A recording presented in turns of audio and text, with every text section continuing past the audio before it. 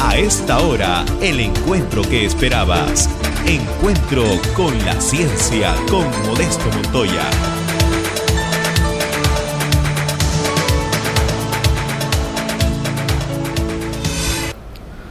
Javier Quispe, que trabaja con el equipo con Agustín Zúñiga, Víctor Viera, Juan Zulca, Gianfranco Ohuacho, Germán Cáceres, Álvaro Aguirre, Braulio Ticona, Wilder Arévalo, Paolo Tataje. Su trabajo se titula Metodología híbrida para la determinación del flujo neutrónico térmico en el reactor nuclear RP10. Un aplauso para nuestro amigo. Bueno, en el contenido inicial de la exposición del día de hoy, estamos hablando del resumen, de la introducción, del desarrollo, un esquema gráfico de la metodología híbrida para determinar el flujo neutrónico térmico en el RP10. Al final hablaré de los resultados y las conclusiones. Bueno, vengo en representación del Laboratorio de Física Experimental de Reactores. Somos un laboratorio de primera parte. Brindamos servicios de medición de flujo de neutrones para lo correcto y el seguro funcionamiento del reactor. Como físico experimental, nosotros nos dedicamos a medir mediante hojuelas de oro, cadmio, alambres de cobre, y esto nos demanda mucho tiempo a la hora de hacer un mapeo completo de todo el núcleo. La metodología que se ha desarrollado en el laboratorio es una metodología híbrida que utiliza resultados experimentales para ajustar al código Monte Carlo Serpent y poder determinar valores en menor tiempo y con el menor consumo de materiales a irradiar. En esta exposición hablaré del desarrollo y cómo se construyó esta metodología híbrida en el laboratorio para servicios del Departamento de Cálculo, Análisis y Seguridad. En esta primera plantilla hablaré del proceso de medir flujo térmico en el reactor. Primero, el área CASE realiza una solicitud al área de reactores nucleares, el cual atiende la solicitud y programa una fecha de operación. Pasado ese tiempo, el Laboratorio de Física Experimental de Reactores lo que hace es preparar las muestras y irradiar, transportar las muestras al reactor, retirar las muestras y irradiar al reactor, medir las muestras irradiadas, determinar el flujo térmico y elaborar el informe de resultados. Todo eso bajo el monitoreo constante de los oficiales de radioprotección. Finalmente se recepciona el informe de resultados por el área solicitante. La metodología experimental consiste en la preparación de muestras que son monitores de oro 197, cobertores de cadmio y alambres de cobre 64 para poder determinar el flujo axial. Paso 2, se sigue el reactor y se hace una irradiación a las muestras. Se colocan las muestras en las posiciones establecidas de acuerdo al área que solicita, ¿no? En un elemento combustible con una potencia establecida, ya puede ser 1 kilovatio hasta 1 megavatio. Luego se realizan las mediciones de las hojuelas en el sistema Lab FR1, que consta de un detector de germanio hiperpuro, y también del sistema Lab FR2, que consta de un detector de yoduro de sodio para determinar el perfil axial.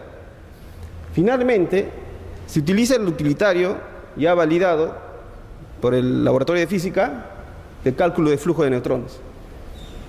Se reemplaza los datos obtenidos en las mediciones y se determina el flujo neutrónico.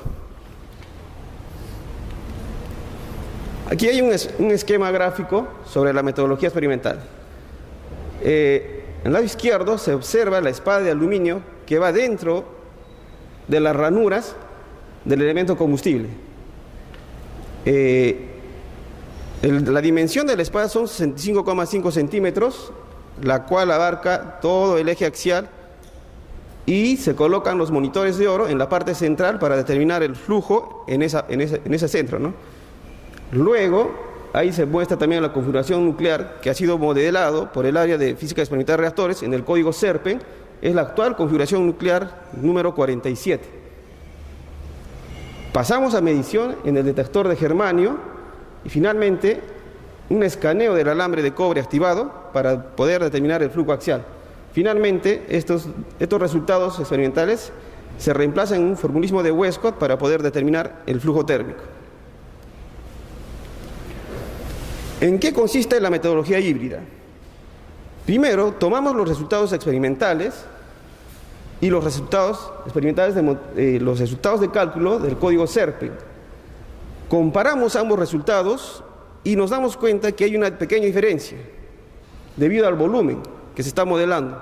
Se está modelando el alambre mediante código Monte Carlo y simplemente hacemos un ajuste del volumen en el código para poder obtener un resultado cercano, menor al 1% respecto al medido experimentalmente. Finalmente, obtenemos el modelo de cálculo híbrido que va a ser utilizado para realizar las mediciones en los demás canales y en los demás combustibles. Voy a hablar de los resultados. Para una corriente de 0.21 por 10 a la menos 8 amperios, que aproximadamente es 1 kilovatio, para la configuración del núcleo número 47 se realizó la medición en el combustible E5, que está detallado ahí. Se colocaron 2 espadas de aluminio en la posición 1, 2, 4, 5 para poder determinar el flujo térmico. La parte experimental consiste en obtener los resultados. Bueno, en la parte izquierda se nota el perfil axial, son 100 puntos que nos da el dato del alambre, y en la parte baja obtenemos el valor de flujo térmico en la parte media del combustible.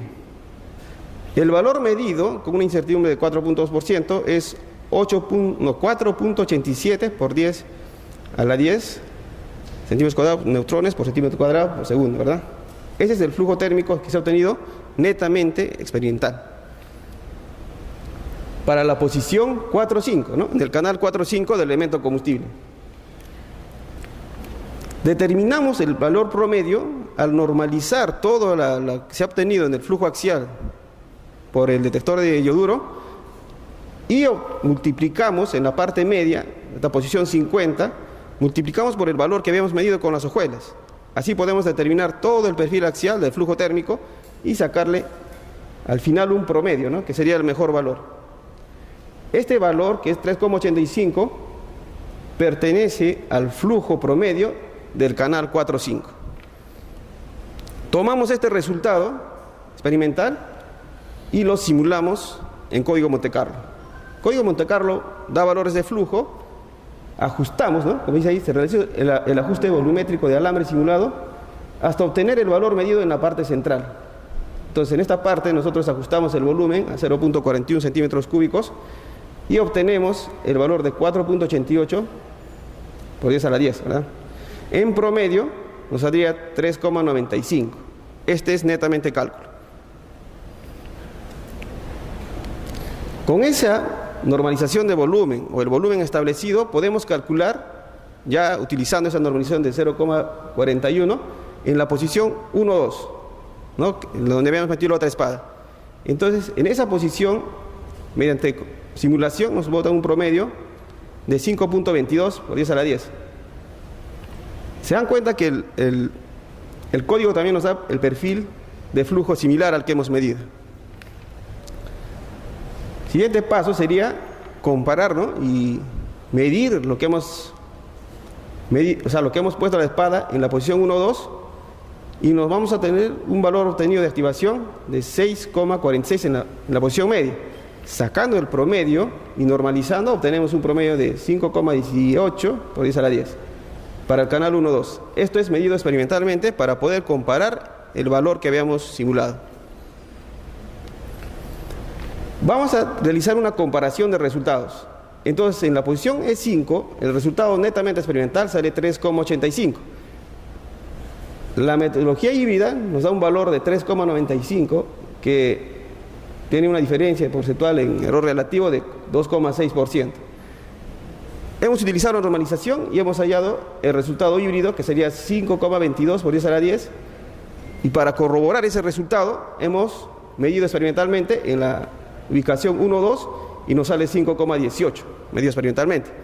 Nos da la sorpresa que tiene un error relativo menor al 1%, inclusive.